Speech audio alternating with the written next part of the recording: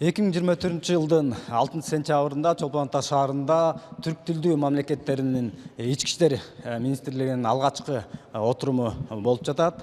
Санаалуу мүнөттөрдөн кийин башталар алдында турат. Эске сала кетсек, бул уюмга түрк мамлекеттер уюмунун баш катчысы Кубанычбек Өмүралиев да катышып жатат. Иш-чаранын жүрүшүндө бир катар маселелер каралып, кеңештин биринчи отурумунун жыйынтыгы менен декларацияга кол коюулары мерчемделүүдө. Урматтуу министрлер, урматтуу катышуучулар, эске сала кетейин, былтыр Астанада өткөн Түрк мамлекеттер уюмунун мүчө мамлекет башчыларынын 10-чу саммитинин декларациясында мамлекет башчылары Кыргызстанда Түрк мамлекеттер уюмунун мүчө мамлекеттердин ички иштер министрлигинин жетекчилеринин биргелешкен жыйынын уюштуруу боюнча кыргыз тараптын демилгенисин кубатташкан. Ошондой эле бүгүн үзгүлтүксүз иштей турган жаңы платформанын пайдалануу түптөө менен түрк мамлекеттеринин биримдиги жана кызматташтыгын чыңдоо да бир кадам алдыга жылабыз деп ишенем. Түрк мамлекеттер уюмунун баш катчысы Кубанычбек Өмүралиев өз сөзүндө ички иштер министри Улан Ниязбековго уюштуруу иштерин жогорку деңгээлде өткөргөндүгү үчүн ыраазычылыгын билдирип, мындан ары дагы бул уюм ишти алгылыктуу алып кетишине ишенерин билдирди.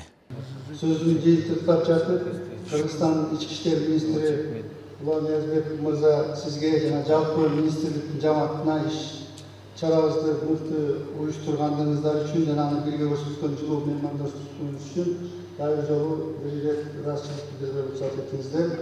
Түрк мамлекеттик уюмунун ички иштер министрлеринин алгачкы жыйыны болуп өттү. Бул жыйындын биринчи бөлүгүн бүткөн соң экинчи бөлүгү Кыргыз Республикасынын президентинин кабыл алуусунда болмокчу.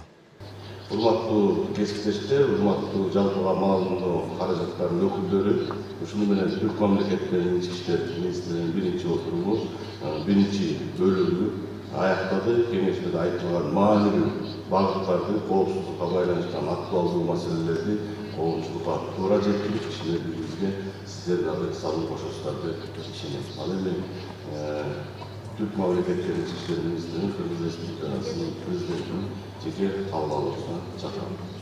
Жыйындын негизги максаты эл аралык кылмыштуулукка каршы күрөшүү жана ошону менен бирге кадрларды даярдоо болуп эсептелет.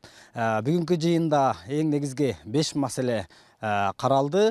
Түрк мамлекеттеринин уюмунун ички иштер министрлеринин кеңешмелерин жыйында кеминде бир жолу өткөрүү, министрлер кеңешмелерине даярдык иштерин жүргүзүү, ошондой эле министрлердин чечимдерин ишке ашырууга көмөктөшкөн жана координациялоо үчүн министрликтердин эл аралык кызматташтык бөлүмдөрүнүн өкүлдөрүнөн турган эксперттик техникалык деңгээлдеги жумуш топ түзүү. Үчүнчү маселе кызматташтыктын алкагында тажрыйба алмашуу, билим берүү, техникалык жана академиялык чөйрөлөрдө өз ара колдоо көрсөтүү. Эки тараптуу тажрыйба алмашуу иш сапарларын жана жолугушууларды колдоо жана уюштуруу. Төртүнчү маселе кылмыштуулукка каршы күрөшүүнүн катышуучуларынын арыздары боюнча макулдашылган иш-чараларды жүргүзүү үчүн зарыл болгон күч аракеттерди жумшоо. Бешинчи маселе улуттук мыйзамдарга жана алардын мамлекеттери тараптары болуп саналган эл аралык келишимдердин келип чыккан милдеттенмелерге ылайык өз компетенциясынын алкагында кызматташууну өркүндөтүү.